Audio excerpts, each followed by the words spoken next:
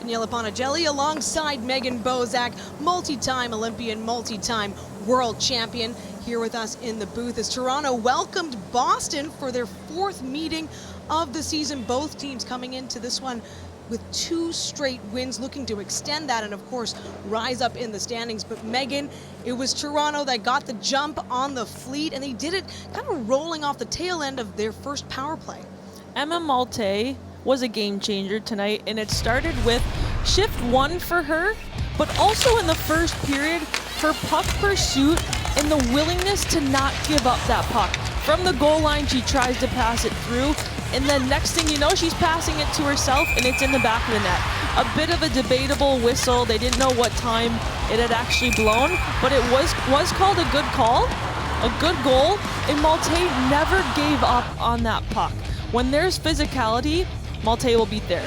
If there's a shot block, Malte will be there. If there's a loose puck, she will be finding lanes. She will be picking up sticks. She's always creating opportunities. She's always creating those chances, offensively and defensively. Well, and after 2 straight wins with Reagan Kirk in net, Toronto Sceptres went with Kristen Campbell. Of course, there's just so many games coming up in the stretch. They know they want to share those duties, so Campbell getting her first start in about 15 days.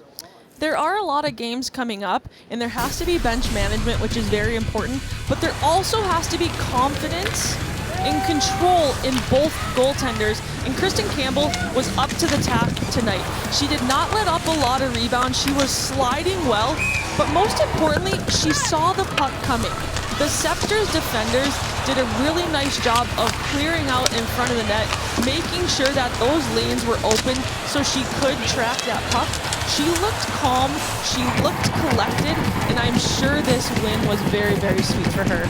Well, the Toronto-Boston rivalry transcends the PWHL, fans of hockey know, and their physical matchup is always fun to watch. Of course, a big factor in tonight's game as well. 15 hits for Toronto, wow. 21 hits for Boston, but there was never a play without a little bump, without a little shove. And it's the wall battles, I said tonight, that will win these games. If you come away with that puck, you will have possession to make sure that those next plays are flowing for your team, but you can't just stop there. There will be chippiness after the whistle.